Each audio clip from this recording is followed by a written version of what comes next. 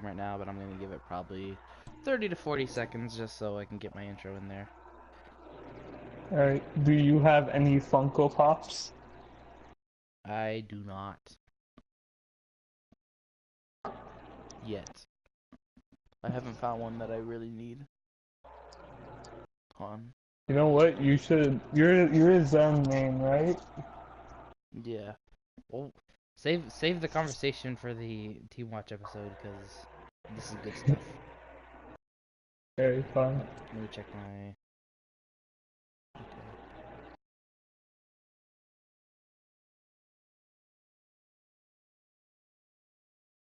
Also, you have a new subscriber now. I guess. Link. Wink. All right. Hello, internet and YouTube. Welcome to another episode of Teamwatch. I haven't recorded in quite a while. We just got last two episodes out after. Well, we've been kind of busy, but we're back on it. Um, Today's episode, number 10. I have guest with me of MegaMulani, who has been waiting for an Uh, episode for quite a while. yeah, I have. IGHM Discord conversations. Yeah. But I'm MegaMulani. Uh, I am most known for in the AG community specifically, for being the coach of IGHM. In other communities, I'm known for my own team and a little bit of adminning for the PWO in space and HCL while that went on. Nice. Um, so back to the thing. It's been a while. You've been wanting to do a Team Watch episode for like the longest time, and I have been mostly interviewing a lot of the players who are in this community because you don't really play a whole lot for this community. Um, It's more Unless I you don't play in really like get the chance to. It's uh more like that. Because amateur, like I've talked to him about it before. He prefers to do tournaments for the lower tier guys. yeah. So because of that, somebody like me, where I'm a little bit of a higher tier guy, like I'm just a Lucio. People say that, but like even in lower tiers, my Lucio seems to be doing a lot of damage. A little fun fact: for quite a while in the high tier tournaments and whatnot, I had the highest average as a Lucio. So whenever I would shoot, I'd be normally outputting a lot of headshot damage, a lot of damage in general. That's why I don't know if you've ever heard about it, but that's why like when we scrimmed IGHM for the first time with my actual team, that was like one of the big reasons why I like pick on Air for that, because the story was that we were on Eichenwald, we fought each other, Lucio v Reaper. He picked up two 75 health packs, and I won the fight without taking any damage. Wow. So that was like, so that's a thing. Whenever I would like sub in for lower tier teams or anything like that, it was like a huge difference from the comms and like personal Jill Lucio damage output and all that. Yeah. I get you. That's pretty cool. Um, where'd you get your name, Mega Mulani, by the way? So people normally don't ask me that because people mostly just call me Mega. But originally my PSN was Milani, just Milani. It wasn't Mega. So people used to call me Mulani, Mulani, Mulan. People call me weird stuff. It's supposed to be my last name. Um, the thing about the account was why I switched my accounts was because I that account was registered under a Middle Eastern server, and I moved to Canada, so I needed an NA account for whenever I wanted to buy things online. Huh. And I don't know if you know this, but for Call of Duty, this was big for COD. If you buy a DLC on an NA account, it will not work on an account on a game disc from Asia or Europe. You Really? need to buy the DLC from there. Yes, because apparently they have like different codes per game, and the DLC you buy has to be specifically matching that. So it was really awkward, and I actually got screwed over a couple of times with that because I bought like an Assassin's Creed 2 DLC on my Middle Eastern account because I assumed my game disc was from like Europe or Middle or Asia, and it wasn't. It was actually from NA. So I wasted roughly like $5, five like American dollars on a DLC that I couldn't even use. Wow, I did not know you. I did not know that worked like that. That's interesting. Yeah, neither did I, and I got pretty mad. My money Dang, just went down the drain. that sucks. No. Um. So the big elephant in the room. We just got done with the AGL season 2 playoffs yesterday. Did you watch all of Yep. that, or how much of that did you see? So I watched it all the way until Vanquish's last map, and Oh then yeah. I kind of just went to bed because I recently got back from India, so jet lag has been hitting me pretty hard. So because of that, I just went to bed. Um, but yeah, Jade just didn't drop a map at all, I think. Correct me if I'm Jade wrong didn't on that. no, because I watched all the YouTube side and cast for it, and Jade did not drop a map. They dropped a round of Oasis in their final against Vanquish, but no maps were dropped. And they're quite the amazing team. Like they're so coordinated and their DPS is just so stellar. And Krogan is like one of my favorite players. Like this man Zen is nutty. Like it is just so ridiculous. But yeah,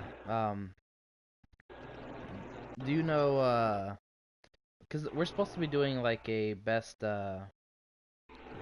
support and tank and DPS, aren't we? Like for the um AGL season For the 2. play for the end. I think so. Um, I thought so. I could be wrong. Are you part of the I AGL mean, staff? no, and I don't think I would be allowed in for reasons I'm assuming you know. Yeah, probably. Yeah. No, I left Uh, the staff today actually myself because uh when I was on there I was gonna be on the consistently and I was supposed to consistently cast, but ever since I got that promotion, uh I have been working like freaking crazy, and I haven't had time to put in as much effort, and I haven't been able to put in as much time as I would have liked. So I'm not part of the AGL stuff anymore as well. yep, I could definitely feel the same about that, working like crazy. I've been dying to switch to PC, and I have 2K saved up right now. Oh, nice. So yeah, I plan to fully switch to like PC come near the end of December. Dude, PC is Hopefully where it's midway, at when you but want to get competitive with it. I mean, that's where like World Cup players are going to be playing. It's like that's where you need to make your impact. Um, yeah, but obviously the biggest thing though is mouse and keyboard, obviously. Yeah. We don't know how that affects certain people. Like, for all I know, on PC, I might become like a projectile god, or I might be like a Mercy one trick. I might be like a Mercy one trick in bronze, or I could be like a god in Yeah, top cuz it's 500. It's it's very different controls, unpredictable. and I think, well, you like me and you, we have like the game sense to I would assume to be passed to at least like a platinum or diamond, because that's what I've heard from all of the people that I've played with around my tier level. You're a higher tier than me, but still, like they go from Yeah. masters to PC, and they'll be in platinum on PC and then break diamond eventually. Um, but so I would assume if because you're like what GM top five? Are you top 500? No. I've never actually hit top 500. Oh, I see. I remember season 4, I got to 4.2 solo queuing. Not like I was going off that season, but I didn't have my 50 games played, so I didn't hit top 500. And then I just fell to 3.6. This season, I was gonna go for it. I got to 4.1 within like the first week of comp, but then like I had to go to India, and now I wanna decay to diamond and finish off on my GM badge. Yeah. Not even I'm looking at your profile right now. It's Oh yeah, speaking about SR, I don't know if you know this, but me and Ink were talking about it. Like our career-wise, SR-wise, are we're super similar. It's actually really creepy. I think this season might be the first season where we're different because I'm decaying out yeah. of everything. Well, your career high is 4198 in season 4. Yeah, Um, I that's just round crazy. up to 4.2, but yeah. Honestly, I I did think that solo queuing though. I did that solo queuing, but then I dropped all the way to 3.6. yeah.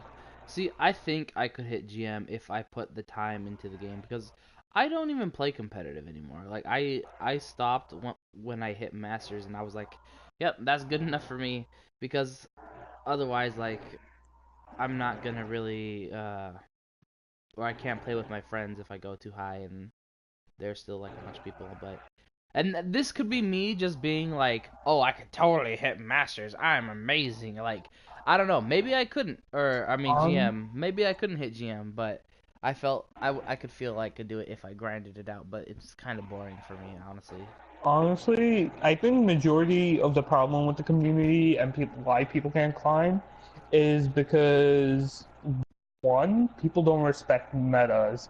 Like I'm looking at it, like I'm always trying to convince Vanquish. I always try convincing IGHM to do the same, but teams they don't really like to run meta. They don't like doing that stuff. Like for example, like Vanquish and Jade, like they were both running that ball majority of the comp, and that's because that's sort of like their bread and butter, and those guys don't want to respect dive at all. But it's like if those guys could like master dive, they could have absolutely rolled them. Like a lot of people don't realize this right now, but Ryan is so bad right now. This meta, I don't know. there Like, people keep explain running the him. yeah.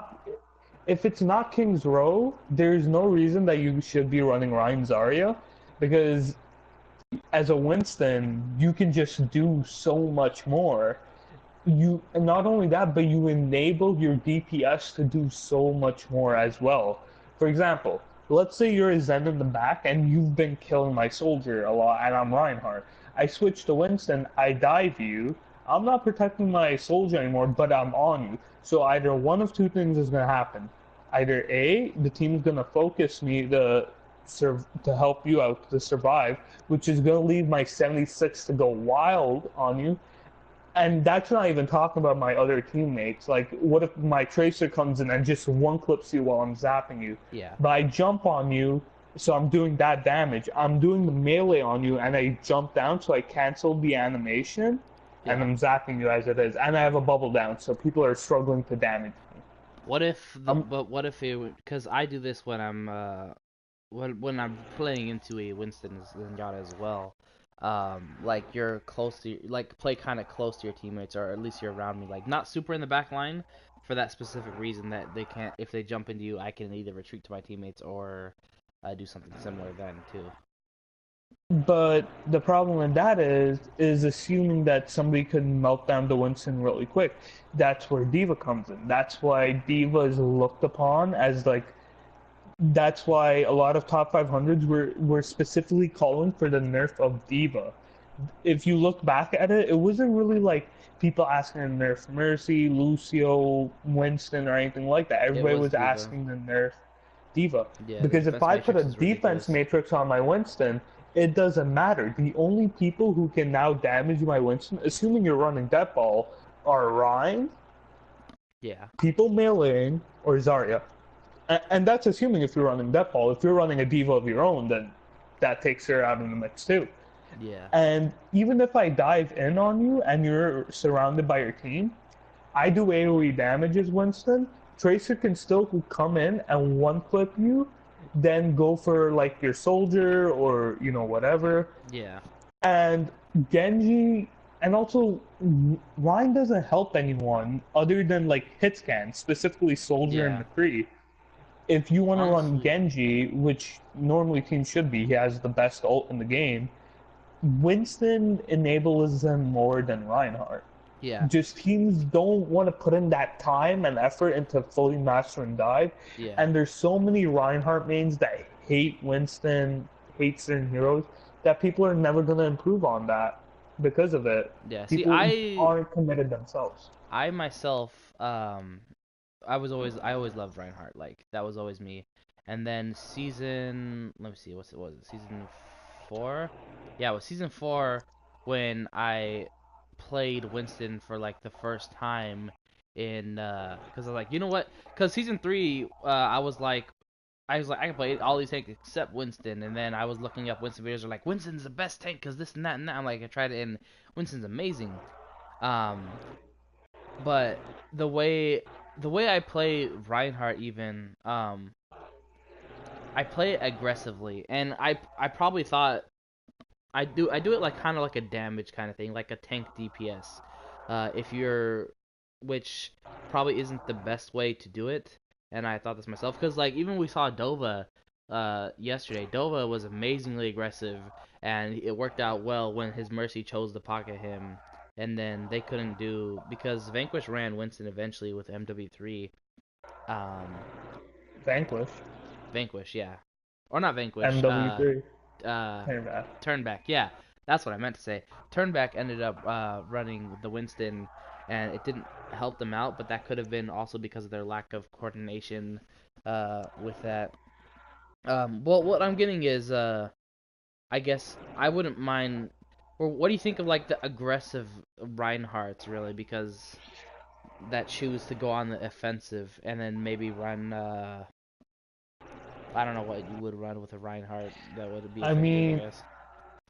the problem with aggressive Reinhardt is trying to close the gap. If you have a Lucier or someone who is able to help you close the gap, or maybe like a Diva, or maybe a secondary shield tank like a Zarya, Winston Bubble, although you shouldn't really use it for that, or Orisa, which Yeah. again you shouldn't really use it for that, then aggressive Reinhardt is fine.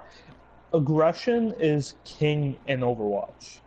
You Yeah. want to win games, you have to be aggressive. You can't stay in the back. You can't be cowards. And another one that not that many people talk about is teams rely too much on ults. I'm guilty of this, and I know other teams are.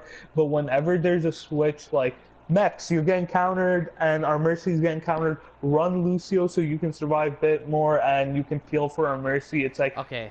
I'm See, 80-12. Do you want me to switch? Like no. now, effectively, because you're 80 ult, you're gonna use Transcendence. You're gonna Yeah. you're gonna take a fight to to gain Transcendence, assuming you don't get picked off in the beginning. All Yeah. right. You're gonna get in the middle way of the fight, and your team's gonna say, "We have 3 picks. Don't use it." So now you're sitting on Trance. Your Yeah, team and you but still they somehow pull out ult, they win the fight, but they picked you off first. So now you still have trance, and now you're going into this next fight, and exactly. you're still on You're this still on this character. comp that is not going to be working out for what you guys want to run. No, see, Yeah. I get that too, and I'm always like, because when I used to shot call with my team, which I was back in, I think I was still diamond at that point. They're like, oh, I'm 80 ult. Do you want to switch? I'm just like, yeah, because I've seen like all these videos of the same thing, like exactly how you're talking or what you're talking about, where honestly, this ult wouldn't give that much value when you could still use your mechanical skills on a different hero and provide a lot more value to the team and help gain that win. I mean, No, I but understand what people come. Like, Overwatch is a game where ults do matter more than yeah, they should. Um, but generally, sometimes it goes to a little bit of too much of an extreme yeah, where it just lets them control them. And that really what messes up teams a lot more. yeah. I think And a the third whole. Oh, sorry. Go ahead. uh I just wanted to like put in a third point too. This is more like my complaints to the community right now. Like, hey, you guys need to start doing this, please. Yeah. Make the games interesting. Is people aren't really like respecting their roles. Like this was a problem at IGHM when we still had Street. I don't know if you remember those days. I Those never were quite a saw. while I don't ago. think I was in IGHM's first tournament, which was actually my first tournament as well, and they beat us in the semifinals. Uh, as Yin and They Yang. got Street for their second tournament. Okay, I never played with that then. I was never there. I remember Alloy still Um, being there. Um, yeah, for that. Anyway, continue. So what Street and Alloy, the problem was is that Alloy was a better Diva and Street was a better Winston. But Alloy was also a better Rhyme and Street was a better Zarya. And this problem Oh. also comes in with like teams like Turnback.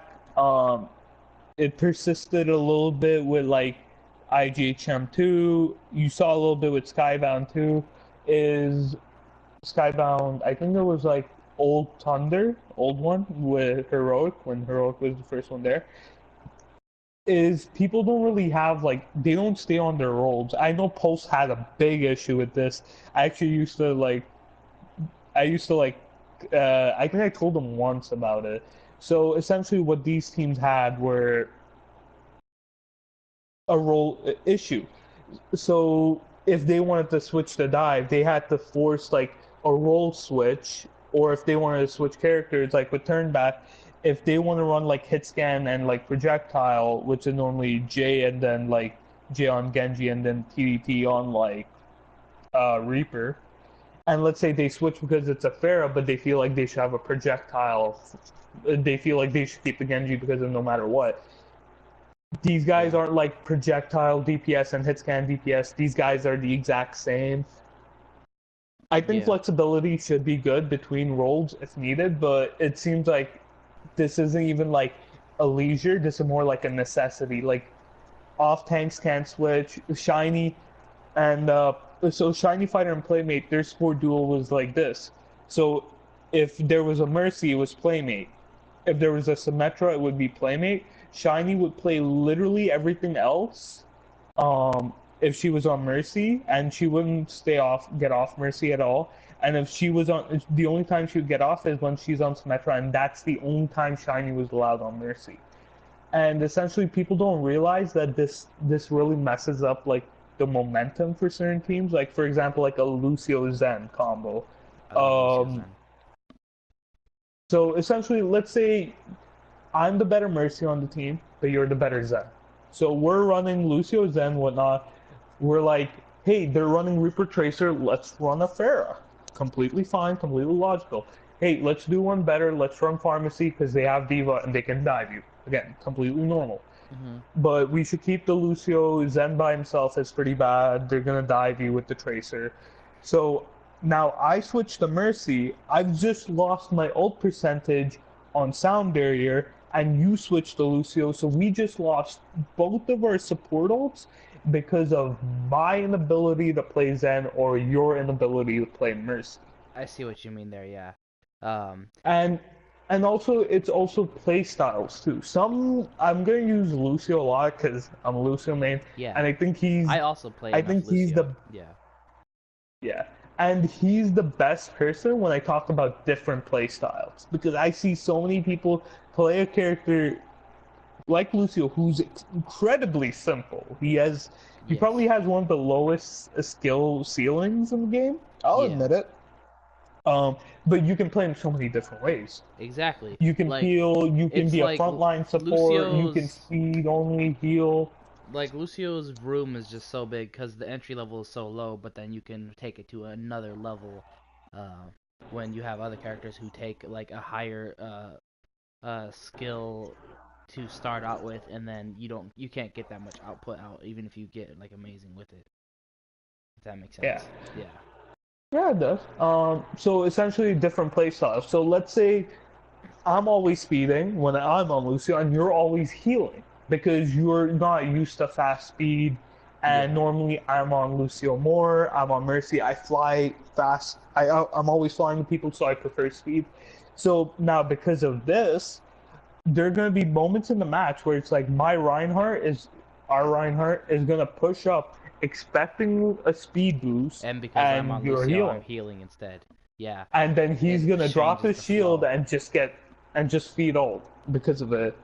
People don't realize it. And this applies to Diva, this applies to every other tank.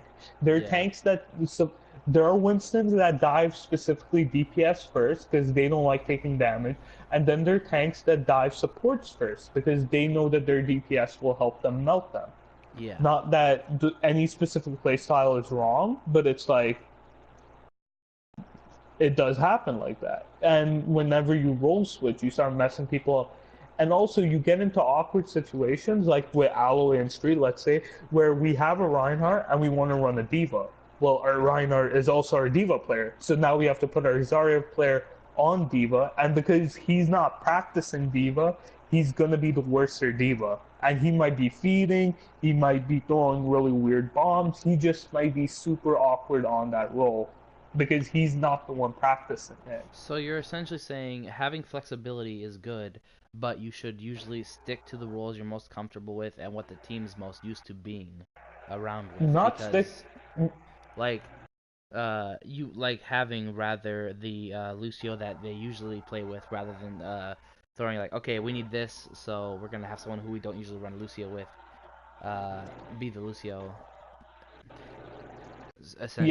Yeah. and but the one thing I would say, it's not really like stick to a role you're comfortable with, because obviously you should do that. That's a given. But it's Yeah. more like respect the role you're on. Yeah. It's more that. Yeah. Um, but yeah, those three things, I think if people start working on those, that's the big difference between like lower tiers and top tiers. Like when you see projectile players, they can play like I'm gonna use Ace Louis because I know he's played quite a bit in amateur gamers, and a lot of the guys actually know him.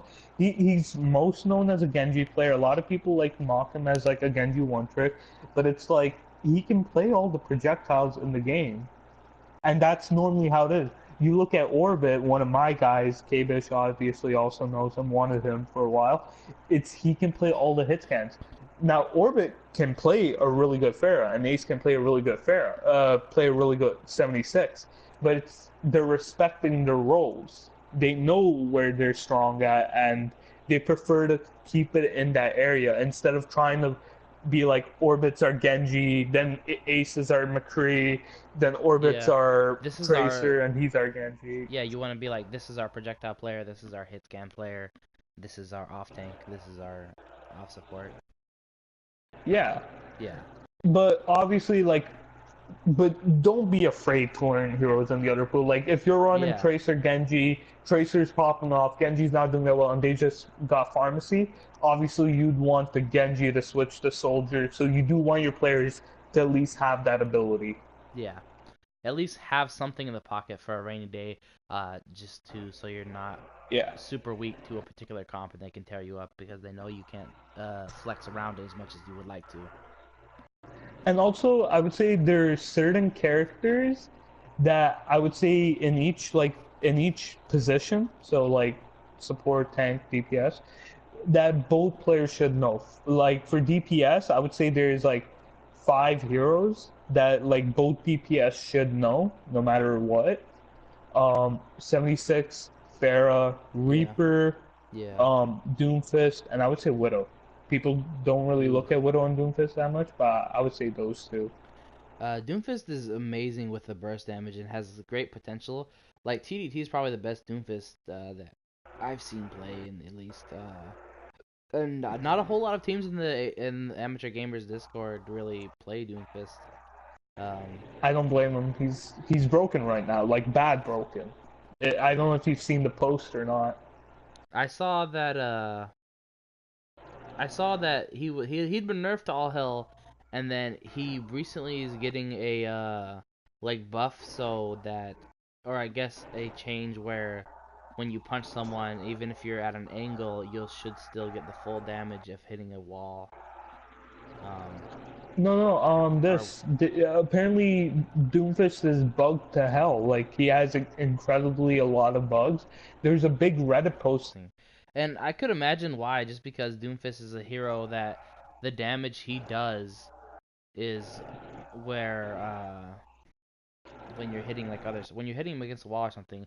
I always noticed too, like his slam on the ground to bring people in wasn't like the best when it first came out, because I know if you jumped and then used the slam attack, you wouldn't get as much charge as if you like were at a high ground, a high place, jumped off a cliff, and then you would get way more power out of that way.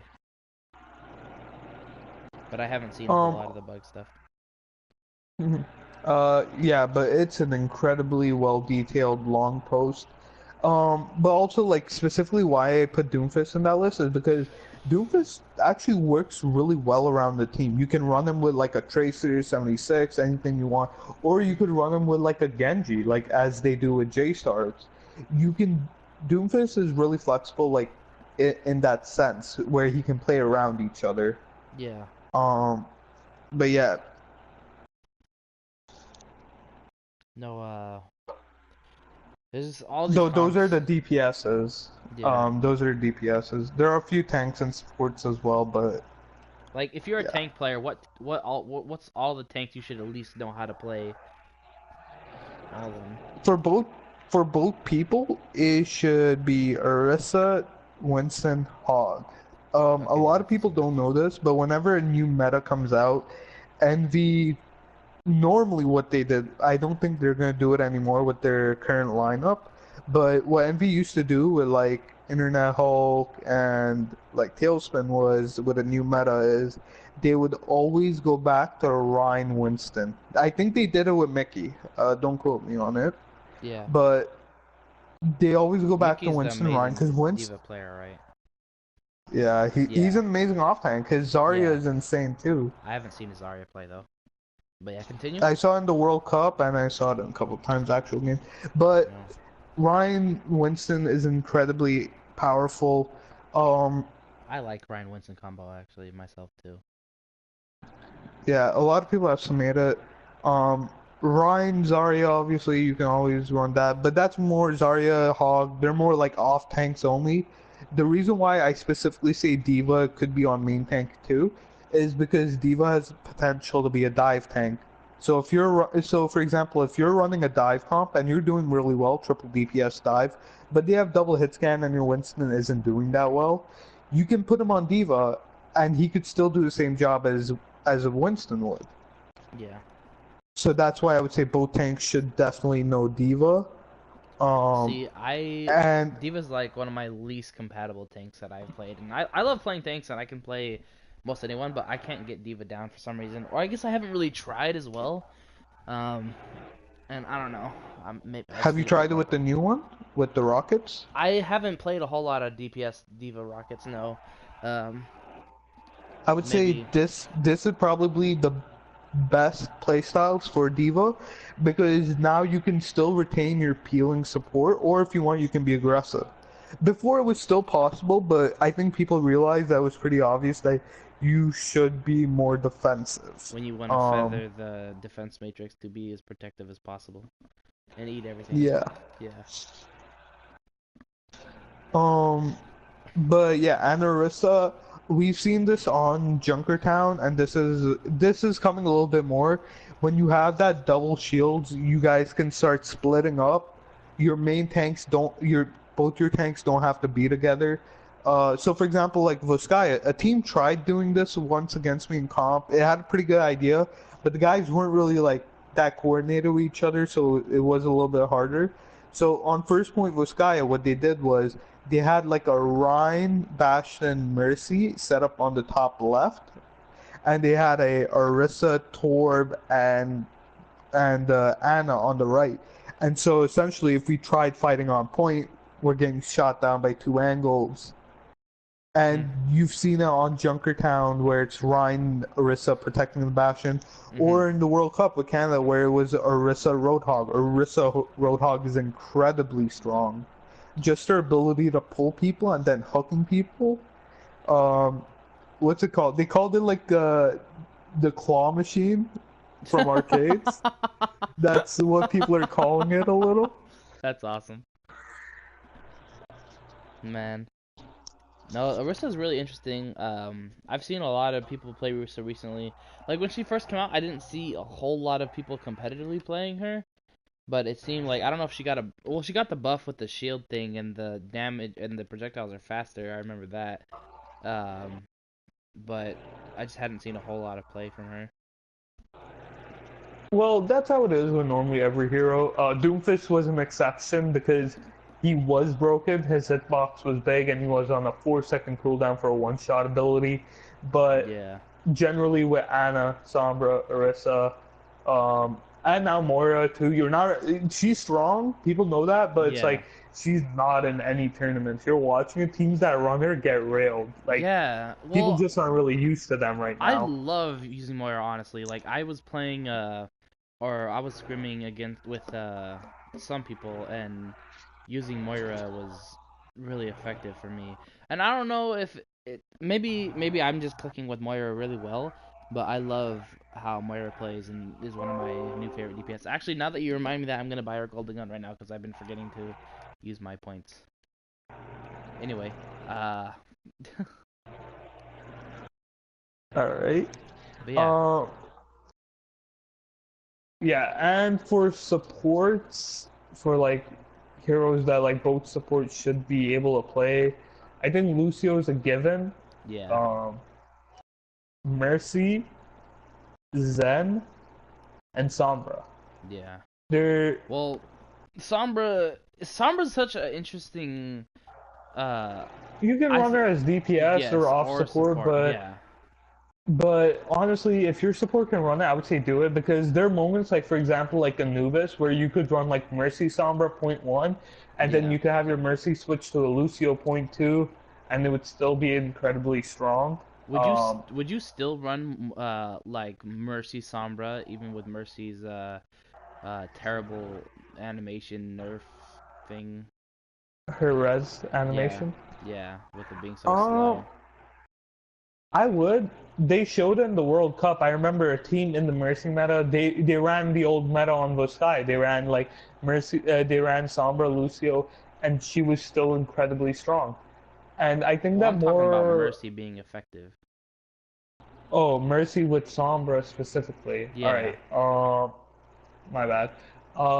So Like Sombra as I know specifically. Sombra I is think strong in general. Like I'm I not think Sombra would be stronger now. Imagine you in a midway animation, and a Sombra hacks you. Yeah, no, That's I'm ending saying the on the animation. same team. I'm saying, do you think On the same like team if too. You Volskaya have to help defense? hack. Yeah, You have to help hack. You help your Mercy stay alive so much more. So she's pretty strong with her self heal after 1 second of damage, but yeah, that's not a burst healing, and that can stop immediately. Sometimes those health packs are incredibly useful. Just playing yeah, around it. I think Sombra is still incredibly strong, but again, it requires so much coordination. yeah. Like Sombra's one of those heroes where you need to coordinate every single EMP because just so, or at least communicate it because there are those ults that you can use if the time is right and I guess, well, at least you should always communicate when you have it ready so people can at least act upon it or be in a position to do that. But Sombras, you really need to follow up on those EMPs. Yeah, definitely.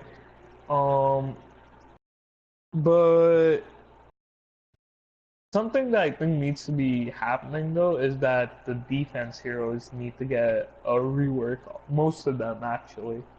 Really? Yeah, you barely see them unless it's like Widow or Hanzo or Bastion.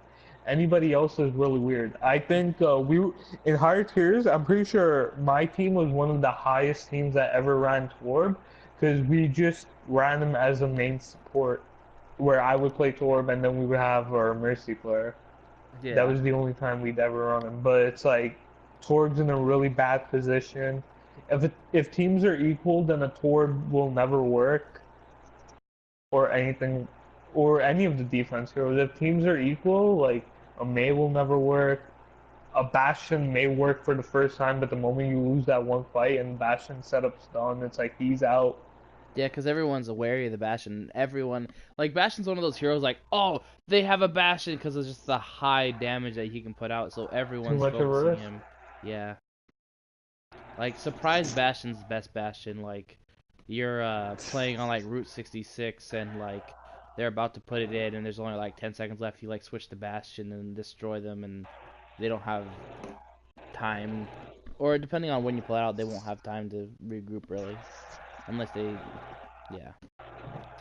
But no, it is crazy. The defense heroes, like I May has so much utility though. I'm surprised no, like high tier teams don't use more May. It's because Um, it's too easy to counter him. She's only good up close, and there are characters specifically made who completely outshine her in close quarter combat.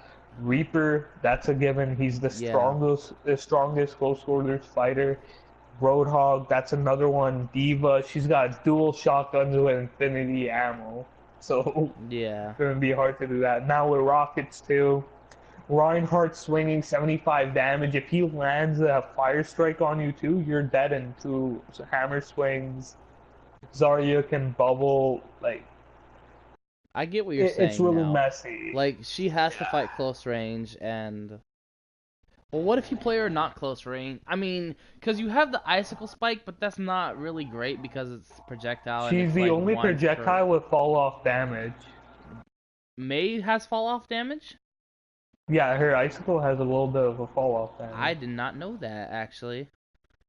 Well then, Somebody, I don't play because May, but I was like talking to my friend about it. He does play May quite a bit on the Smurf, and he was saying, yeah, there isn't much because we were talking about how can May come into the meta a little bit more, and we were like, it's really hard to do anything with her. Maybe like take off her fall off damage. I was pretty shocked about that too. But yeah, uh, but yeah, like it's really hard to play with these heroes right now because simply anything they can do, they can get outshined. You need damage, high damage like a Bastion, go 76.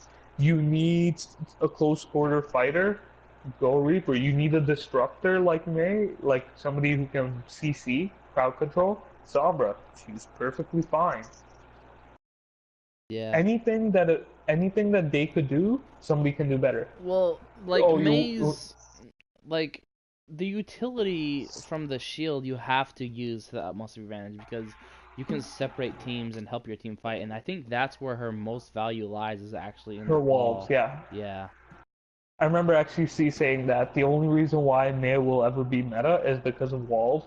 But even then, it's like you look at it, dive is so incredibly strong right now. You can just get over a wall, or if you want, you can send in a tracer, put her on the Mei, start distracting her, and then your entire team can walk him through. Yeah. If they buffed May so her wall cooldown was less, I think we might Nope, see her more. it wouldn't work like that. Because then if that's the case, then like that still doesn't remove the threat of like people baiting walls and May getting distracted. But It then still that's a doesn't player remove those thing too. threats. That's a it depends on the Well, yeah, it player as has to be well. based around the players. If you're talking about AIs, then every character is viable. No, I'm just saying like May doesn't necessarily might not necessarily get distracted with just the walls, and she might be aware of her surroundings. Depending, some players might get more distracted, some players might not. That's all I'm saying. And also, that still doesn't remove dive. Dive is so incredibly strong right now. You can Yeah, just get over walls. You don't even have to stay there. And that's not even a player thing. That's a character thing. yeah. Especially if like you wouldn't. I don't think you would run May against a dive who like if you have Winston, Diva, Genji, like Tracer. Well, Tracer can't really go over a wall if it's like cutting off like a choke or something, but. Um, No, I get what you're saying. Like, I would say use May if they're running like Death Ball, then you might be better. Or I guess You if you're might be just good, stalling, but yeah, then the problem is I could just run a Reaper and that just shuts you down anyways. this is also true. But playing May, depending on the it always depends on skill level too. Because I've seen like I played May before, just like shutting down Reapers because they either didn't play it right or I played better. And I think in general, if it's all the same players, Reaper would have an advantage, but you have all these players from different skill levels, so I think I think that's one thing in meta in general, I am not a super fan of because where we're well, at least my tier level, everyone's rating is a little different. Everyone's gonna be playing a little different, and everyone's comp may work for them, and because you could have the perfect comp, and if your skill level's not there, it's not gonna do anything against like someone who's running See, maybe a less comp. the problem with that is like because that was actually the defense a lot of Genji players would use. Whenever I played with them and I saw like a Winston messing them up, it's well I'm a bet. Well, you know what? A good Genji counters a good counters Winston. Well, a good Genji. Winston counters a good Genji. So you're saying a good Mei will counter a Reaper. A good Reaper will still counter a good Mei. I wouldn't say counter, because counter is like a really like, oh, counter in my mind seems like this will work. Like I'm just saying that there's a lot of variations, because same thing like we saw what's his name, Capricorn playing Junkrat into a Pharah, and still like winning those fights, like, which is a little ridiculous. And that's because of that skill level.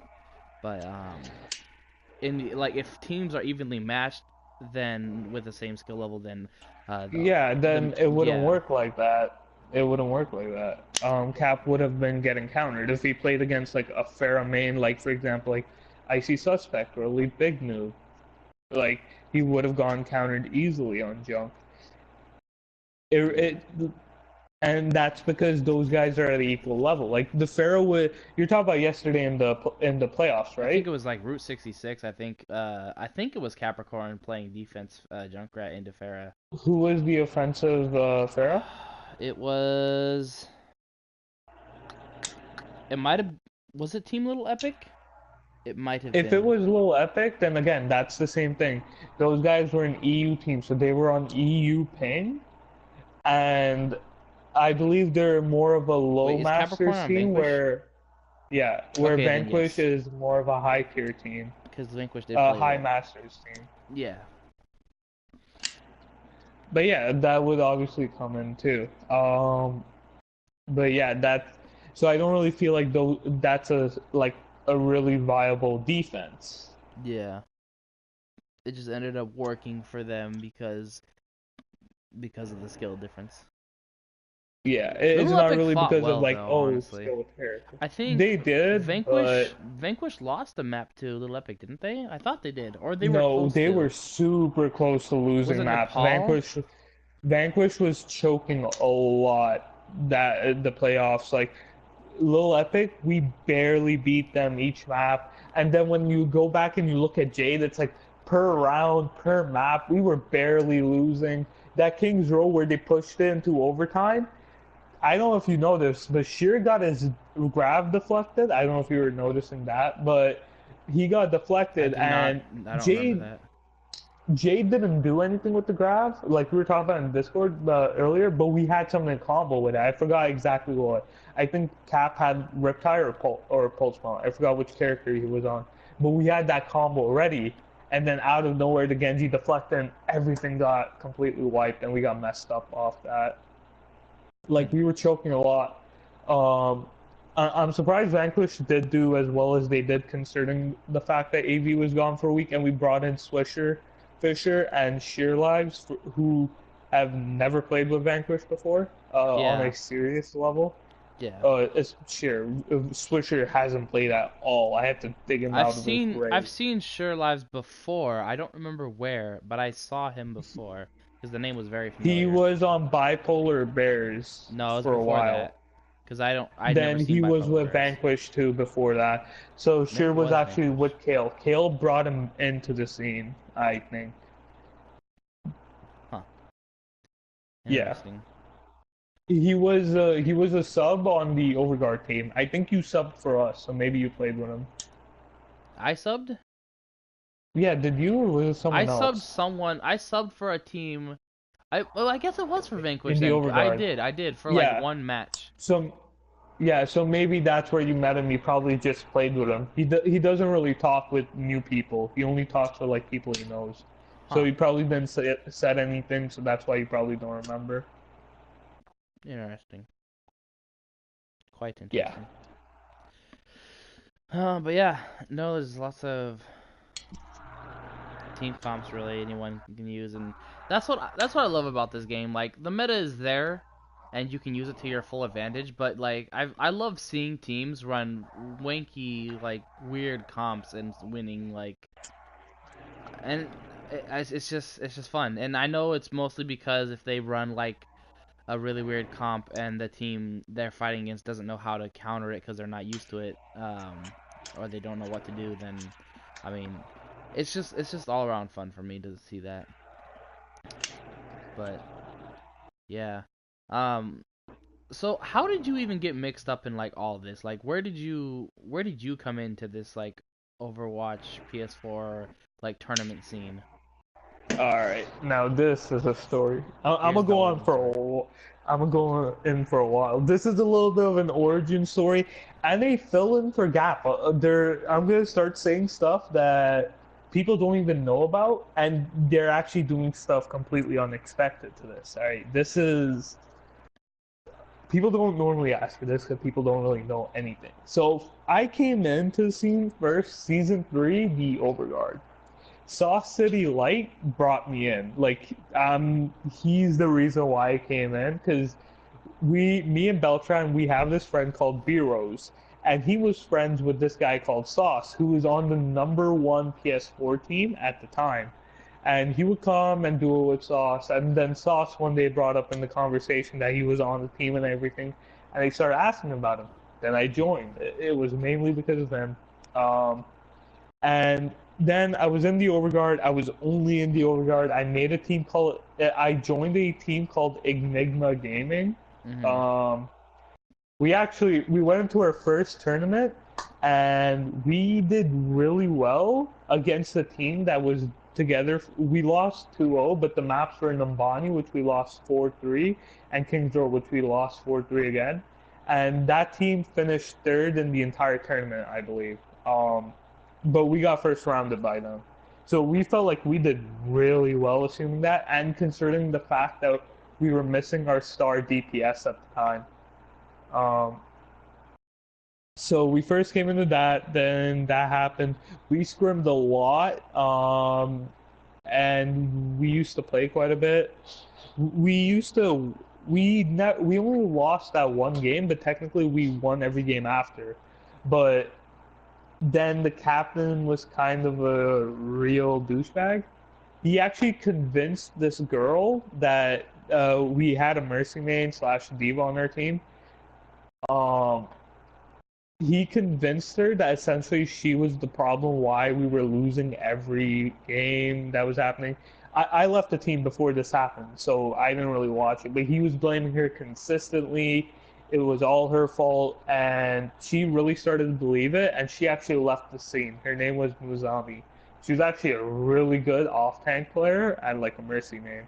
She was really good. Wow. Um, so then I just lingered around in the community. I didn't really do anything. Then I started applying. Then I just went out as an FA and I joined this guy's team. He was a YouTuber. His name in PSN is Kyrop, but his YouTube channel and his Twitch channel was like Destiny Chit Chat. But when I joined the team, I started talking to this guy called Neon TV, who was on the team as their support player, and he started telling me that apparently the captain, because I asked him, he wasn't like, hey, watch out, this guy's like a real douchebag. I asked him, and he told me that this guy's like sort of like my old captain. He's extremely toxic. He blames people, and he was worse because he never showed up to any scrims. Then he showed up to games, and he was a diamond player with a GM team, and he was trying to play DPS for the GM team. So there were a lot of games where apparently he wouldn't be doing anything, and if you tried talking to him about him, he used to get super defensive. So then I left that team like day two. Um, then I lingered around a little bit more. Then I decided to. Then the PW. Then stuff happened with the Overguard. So this is sort of like the big thing that a lot of people don't know about. So before the Plus League got mixed up with the Overguard, something a lot of people don't know is that specifically Vegas and Gozi and Kilocon, they hated the PS4 community. Like we used to complain to them that we're not getting any more love. We barely got any stream games. The prize pools were decent, but it's like the community wasn't really being noticed. It started getting ignored. And something about the Overguard, if you don't know, it was created by Brett. Uh, People might know him, people might not. That was his handle. People also know him as Swaggy Brett Yo or Sosa Prime. That was his PSNs. Uh-huh. And essentially, he created the Overguard to create a PS4 league, and the first prize pool ever was his first paycheck he got when he made it, which was $60. Hmm. So Interesting. he funded it all by himself. Then he started getting people in, and essentially before the Plus League came in, we got into a really messy spat. It was the entire PS4 community versus three of these three guys: Gozy, Vegas, and Kilocon. Gozy's gone to make his own org now, just so you know where they are. Killa is still there, active, and I think Vegas is still with them, but he never appears online because I don't think he wants anybody ever DMing him. Um, he actually put it in the meme channel, in the pictures and Yeah. not safe for work channel, like where you could post wherever you wanted. He literally wrote, "If you post something I don't like, you might get kicked. Do it at your own risk." So this guy was one of those guys who was high on his horse, and those guys were also like the guys who used to say they did a lot, but they never did anything. Um, so the PS4 community and those three guys, we were going at it. We were just yelling at spamming in Discord, like, you guys don't even care about it. You guys blame the community for everything you guys do wrong. And they're like, oh, how weak is the. So something that was big, this was the big line, is that not Vegas, Gozy said, how weak is the community that you guys can't even stay together because we're not streaming your games? And then Sauce started replying, how are you gonna not do anything for the community and then expect us to like trust you guys and do it or whatnot? And it was really messy. And essentially these guys started cursing out console, like in general, like PS4 specifically, started calling us all toxic people. Hmm. And when it started going back and forth, I think it was Daiklan. Daiklan was like, "Yeah, this is going nowhere," and he just started spamming the Ocean Man copy pasta. And then me, Silent, Erwin, Hawks, we all just started spamming it too. We had all got kicked out from the. Everybody just started spamming Ocean Man. Nobody gave a shit anymore Oh my because god. Brett was going to leave the Overguard, and essentially they said they were going to shut down console. So because the league was also really messed up the point system. So essentially, we left on really bad terms. They blamed the PS4 community for everything, Mm-hmm. and then a few days later, Brett came back and he created the PWO. And that's sort of where I really made my name in the community because I came in as an admin caster. Um, and the PWL was sort of like really big because it was sort of like PS4 only and done by the community.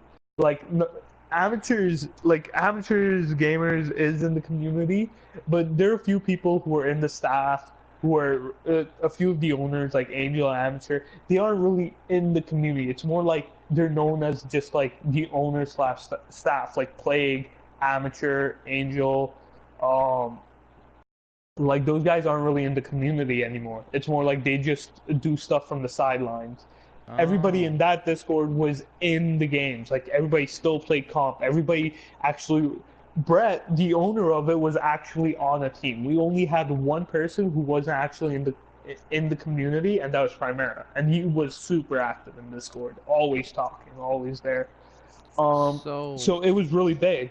I think our first prize pool was like $400, and it was community only paid. nice. That's dope. Yeah, yeah, we went in. The first season was amazing. But the big problem was, and this started wearing down on me, and I don't know if anybody noticed in the community, but if you ask people, they'll back me up on this. But there were so many nights and so many days where I was doing everything by myself. casters were hard to find, streamers were hard to find. Getting staff members to get on and cast me was like next to impossible. So there were nights where I stayed up for like 8 hours by myself, streaming and casting, and then going to bed, and then going to school the very next morning, and rinse and repeat. And I used to do this basically like every day for the week. Wait, And then was season that the two, community that I casted for that one time you had me cast? yeah, Yeah. it Okay. was.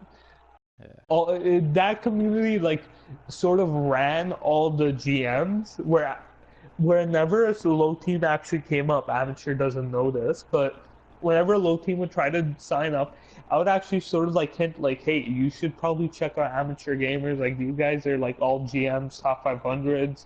Like there's a high chance that they're gonna rail you and all that. And I used to actually send quite a bit of players to amateur gamers. Yeah. But let's see. And so the PWO was going on, and we had two divisions. We had the PWO, which was sort of like the best of the best, and then we had the AWO, which was basically like any team could sign up, anyone at all, Amateur World League, and PWO was Premier World League. We Oh. we went in, the community was super supportive, and then season one ended. I remember Armory Esports won. They won out of nowhere. Like honestly, I think the finals are still up on YouTube. If anybody ever gets a chance, you guys should see it. Armory Esports was like the team at the bottom, and they brought in a certain player called Colt, and they brought in another player called Key to Success, who was like the best Mercy at the time. And Occult and Dynama and Key played out of their minds. They absolutely just turned up and they somehow won from coming from being the bottom team. And they weren't a team that like cheated or anything at all. So then the PWL season two came up and the qualifiers came up. And I don't know if you've ever heard of this, but in the higher tier communities, I still get joked about this. People always still poke at me with this. But I was doing it so frequently that one night streaming in the playoffs, we had like 140 people watching, and I fell asleep midstream. The not even midstream. The final game of the qualifiers, like this was it. This was deciding which team was gonna be our very last team in the PWO, and I fell asleep right in the final game. Brett was casting. He started yelling because like the camera couldn't see me, so he was trying to like yell out everything that was happening exactly like word by word. That man Oh my started yelling God. out essays. And then finally we got Primera in here because the party was open. So but there was a limit. So we filled it up with Primera, and then he started streaming, and then Brett started saying, everyone go there, you'll watch him there. And then midway of PWO, I quit. And then I created my team, which was Phoenix Rising. And we were sort of like Vanquish, where we went under a lot of roster switches. And like Vanquish, we didn't want roster switches, but it just kept happening. Like it just kept happening and happening, and then finally, I got my first stable six ever. You can ask any of these guys. We actually had really good chemistry. We had a really strong team, but then stuff happened. People couldn't play, and then the team got split. But that team was me, Creatures as support, had Nighthawk and Beltran as our tanks, and we had Orbit and Sexy Banana Pants or Sexy Grape Beans or whatever he's known as right now. We had those six, and we had like perfect synergy. Any dive we went through, like we just absolutely demolished. We were a mid masters team to a high masters team, and we were like giving top 500 teams like a run for their money. So many people like actually started complimenting us, like, "Hey, you guys are actually really good for your SR and everything. You guys actually have amazing teamwork." That's Um, dope. but then like stuff happened and we couldn't stay together. Then the team split apart. Then we tried coming back, but then that synergy was gone. And then stuff happened. This was all while the PWO was still going on. I was always there, just watching everything. And then season two, the Outlaws won, Overwatch Outlaws, and then came possibly one of the strongest Overwatch teams to ever be made, but also the cheapest and probably the team that cheated the most out of anyone. Hmm. They, yeah, so then the Phoenix Rising was going on, and then everybody split. So when Phoenix Rising split, I sort of went on another break, and I started filling in for teams. I started helping out whenever needed. I didn't really join a team, but then Xerox Reborn hit me up and asked me, do I want it to be the manager? And he's like, and I was like, yeah, sure. And they were in the plus, uh, and then the plus league was also going on at this time. They merged with the Overguard, and now Outlaws won season one, and they were going into season two. And in the plus league season two, they got me in as their manager, and I started helping them out and whatnot, getting teams together. And this is where it started to get really dirty, and I had proof and I had everything. Xerox always gave his accounts to other players on the team, and they would go on and play for him. There were times where it would be, for example, like Ghost Zero, or it would be like Supreme Errands, or it would be like the Ghost X2, the Reinhardt player, or Ryan AM, or like Comet Bleach. So essentially, like they cheated. Also, not only that, but there were I participated in this too for the Plus League. Xerox gave me his account to log in for a game against Lionheart, which was known as Volt Gaming at the time. And he also gave me Loki Ryan's main account, which was Ren. So I would play in the game because they wouldn't have had six people. So I came in on his account and I played for him. So I did that for the Outlaws. Um, and it was really interesting. And also, all while doing this too, I also started something else, which I've openly admitted to it, is that I boost. I've been boosting for a while too. So I've done almost everything in this community. And then AG happened, Outlaws finally disbanded and everything.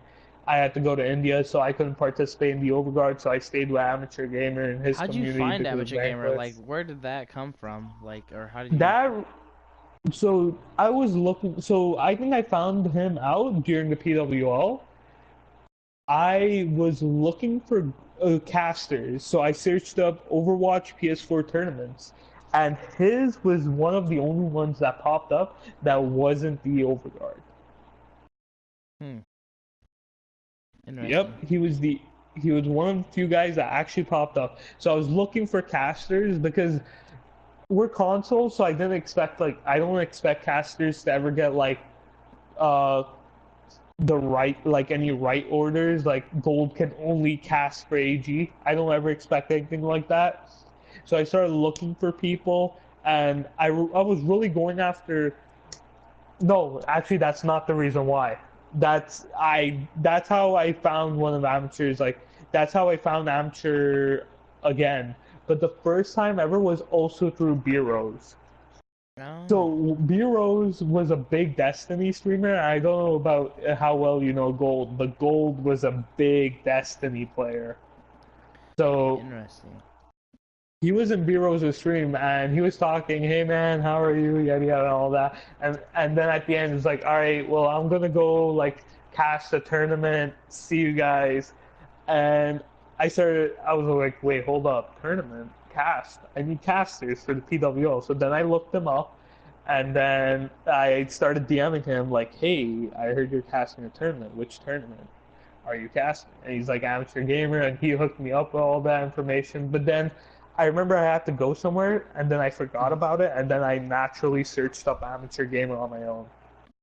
Ah, see, Yeah, that's happened to me before too. When someone's like, "Oh, you should check this out," and then I'm like, "Oh yeah, whatever," and then end up finding it later. I'm like, "Oh, you I found naturally this." find them. Yeah, and then it just happened to be fate, I guess. But then you mostly were helping out AG with a bunch of stuff in the staff. Oh yeah, when I found AG, so AG didn't have Discord. He had no idea what Discord was. The reason why the Discord looks even half as nice, I know Zach's been messing it up, and it's kind of pissed me off because I know I can't clean it up. He's made up so Oh, many mistakes with the Discord. I'm just sitting here like, how do you do this, Zach? you Please no. you and Zach are like on like at each other's throats. Like, well, I don't know about you, but Zach is not your biggest fan, and this is interesting. Anyway, continue. Honestly, How has he messed up the Discord? Now I want to know. with the permissions and the bots, he doesn't really. He says he knows Discord, but honestly, it's like half the stuff he's done, he could have done in a way cleaner manner. There's like no need for like half the stuff he does. He doesn't really. It doesn't feel like he knows what he's doing on Discord, but it doesn't feel like he understands what he's doing. If that makes sense. It's more Ah, like he's watched a couple of people do it and he's just doing it, but he doesn't know why they did it. Um, so I set up the Discord. I got in the bots and everything. I remember I wanted to get Couchbot in there too to help Amateur out, but he was against it. But I know we have a music bot, but it's so useless. Nobody ever uses it. I know we have Me6 they're doing, but literally, other than ranks and streaming Twitch, that account is that does nothing. Wait, I actually here. Let me check something. I remember I tried doing it. I don't know if it's still there. Somebody might have deleted it. Hold on.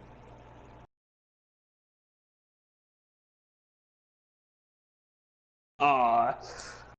Oh no, they haven't. So I added in commands where if you typed in like quotation mark YouTube and whatnot, it would link in like amateur YouTube and everything. uh-huh. Um, and I remember Zach once said to somebody that he didn't know how to do those commands, and that's sort of like something really basic actually.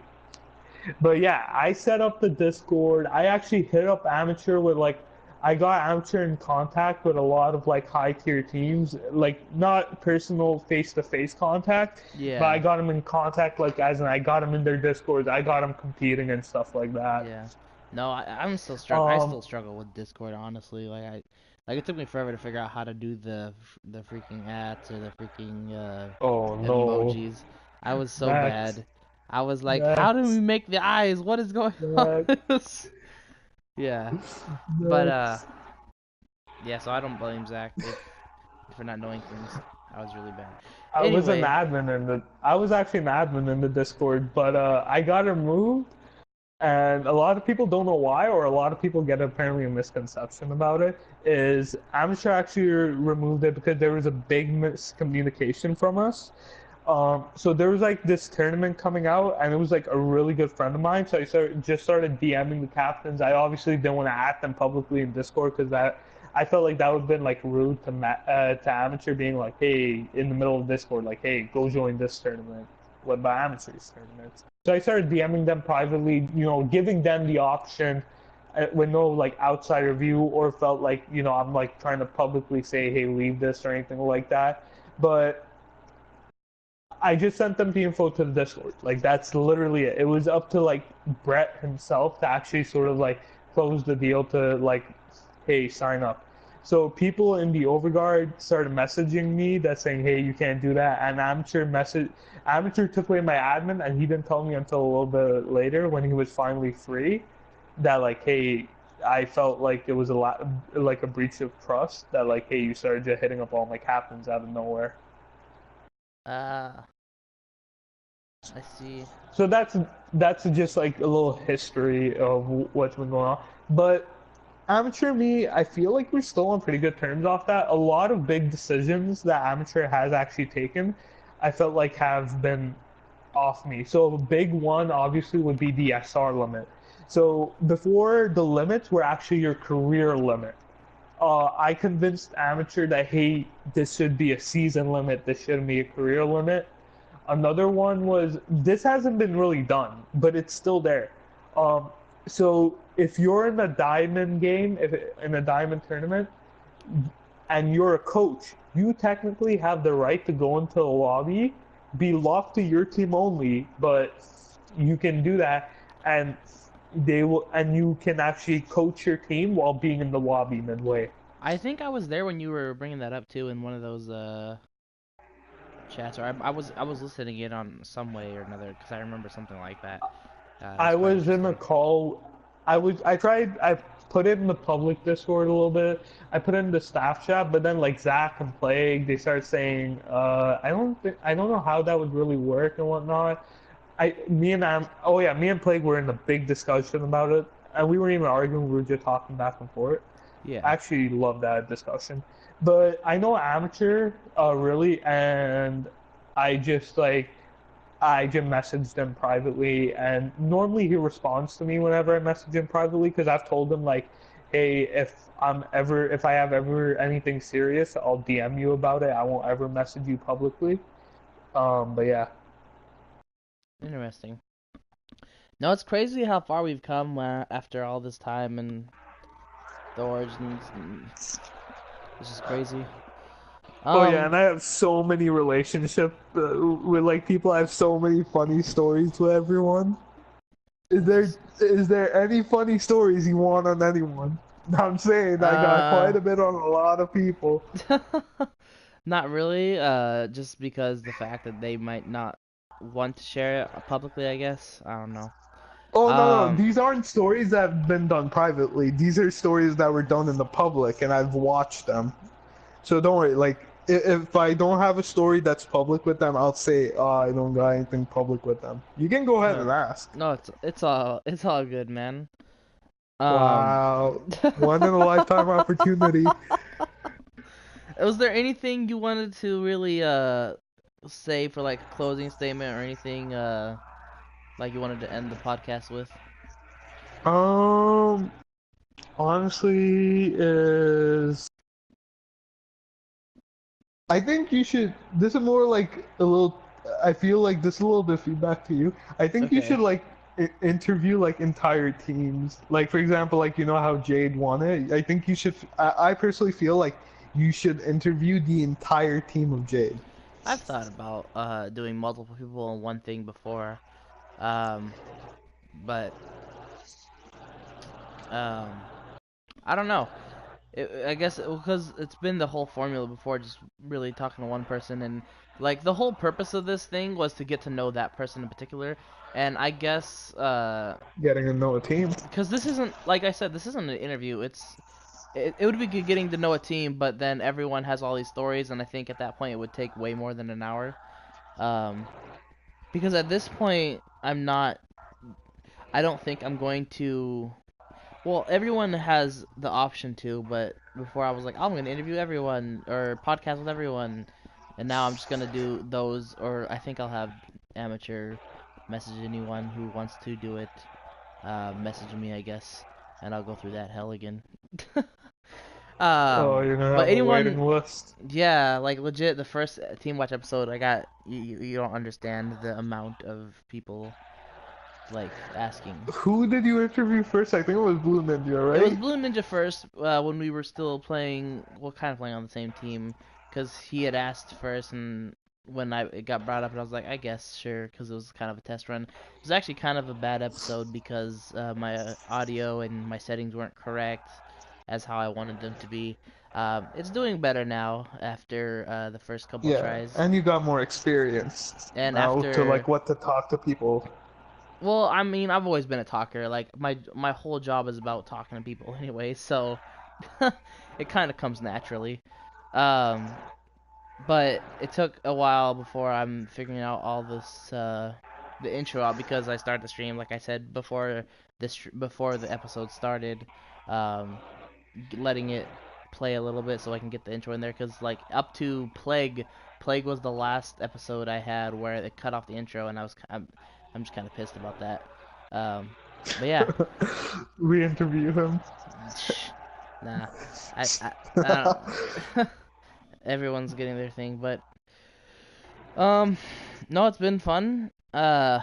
We'll definitely still see you around the Discord. With that positive mental attitude of Oh yeah, PMA. yeah, PMA This guys. this podcast has been sponsored by positive mental attitude. Eh, Amateur, insert here the picture of the guy with the thumbs up. Cool. Oh, Taimu. You're talking about Taimu. That'd be cool. But anyway, I'll send him thanks. the picture. Please, amateur, please. It's already been done. Oh, look, there it is. All right there. Oh, cool. Look. If not, then oh well. But thanks, Mulani, for joining me today. I know you've been wanting to do an episode for a while, and I'm glad we finally got to Hey, get to your story Lamau. and whatnot. A Lamau. Uh, I.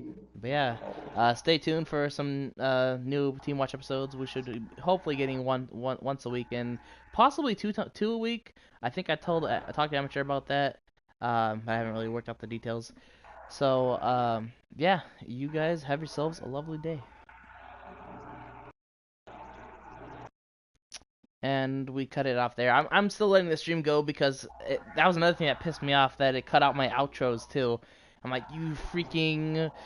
But Amateur will edit. We're off through. We're off the podcast. You can curse now. Yeah, fucking whatever. Uh, Legit. Like, it fucking hated it. It would cut off my outros and intros. I'm just like, oh, you sons of bitches. So how does it exactly work? Do you just like send the video to amateur? I Does he turn it upload it to his own drive or what?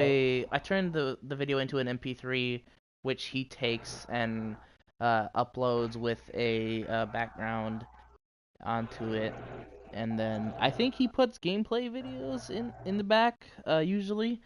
Zach was the editor for a little bit, but then Zach had a bunch of problems doing it, and that didn't work out well. How And he long will it take?